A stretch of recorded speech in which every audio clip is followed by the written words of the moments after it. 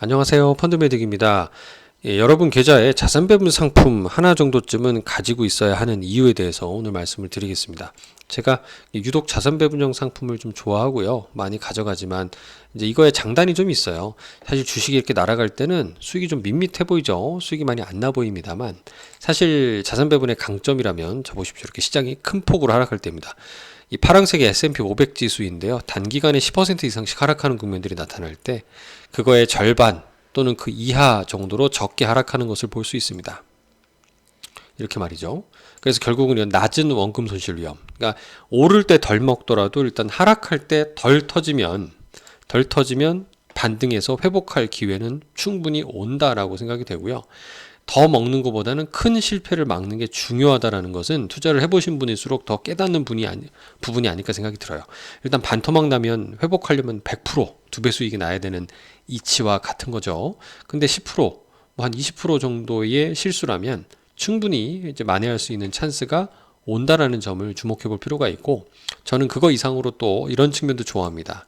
무엇보다 제가 자산 배분형이다 보니까 투자하고 있는 주식과 그리고 채권 시장 전반에 대해서 꾸준히 공부를 해볼 수 있다라는 동기부여가 되고요. 그런 공부를 통해서 각 상품을 좀 뜯어보면서 지금 시장과 맞춰보는 거죠. 그런 부분들은 지속적으로 좀 누적이 되면은 좀 어떤 시장과 상품을 보는 눈이 길러진다라는 생각이 들어서 저는 자산 배분형 상품을 좋아하기도 합니다. 최근의 뉴스로는 이런 자산 배분형 전략으로 유명하신 올웨더의 레이 달리오의 위험 균형 전략, 리스크 패리티라고 중간에 표현을 합니다. 위험 균형 펀드에 투자했던 많은 미국 기관 투자자들이 자금 회수에 나선대요. 이유인즉슨 성과가 부진하다라는 얘기죠. 하지만 위험균형 펀드가 실제로 성공했던 유일한 시기가 금융위기라는 데 주목해 볼 만합니다. 아직 글로벌 금융위기가 온 건 아니고요. 다만 그 전으로 볼 수도 있죠. 이런 위험균형 펀드는 2019년부터 매년 글로벌 60, 40, 그러니까 주식이 60이고 채권이 40 정률로 투자하는 펀드에 뒤처지는 성과를 거뒀기 때문에 별로구나라고 생각하고 돈을 뺐다라고 볼 수 있는데요.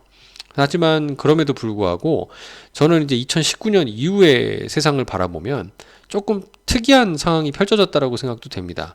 코로나 팬데믹 이후에 돈이 많이 풀렸고 또 물가에 따른 금리가 급격히 상승하는 부분, 이거는 또 채권 가격을 끌어내리는 요소였었죠. 주가도 성장주 중심으로 큰 폭으로 하락했다가 이후에 급반등하고 작년 같은 경우 이후로는 이제 AI 같은 이제 그 기술주 중심으로 반등이 지속되는 상황입니다. 따라서 주식을 꾸준히 들고 있는 게 오히려 더 유리한 전략이 될 수 있었는데요. 제가 앞서 다른 영상에서도 말씀드렸지만 주식이 영원하게 오르는 국면은 없습니다. 쉬어갈 수도 있고요.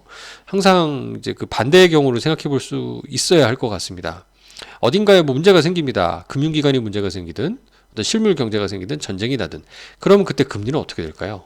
네, 더 오른다기보다는 이제 그때는 시장을 좀 완화시켜주기 위해서, 충격을 줄여주기 위해서 금리를 일단 정책 당국에서 급격하게 낮추는 상황이 발생할 수도 있을 겁니다. 그러면 우리가 지금 경기가 탄탄하고 거시경제 지표가 탄탄해서 금리가 계속 오르는 추세가 지속될 것처럼 보이지만 또 한순간에 손바닥 뒤집듯이 금리를 낮추는 명분이 발생할 수도 있을 겁니다. 대표적인 게 코로나 팬데믹, 우리가 어떻게 알았습니까? 코로나가 터지고 나니까 급격히 금리를 낮췄지 않습니까? 그런 일들이 발생할 걸 대비해 보면 저는 이런 자산 배분형 전략, 이건 위험균형 전략을 포함해서 이런 6040처럼 분산하는 전략이 뭐 무조건 나쁘다 생각은 들지 않고요.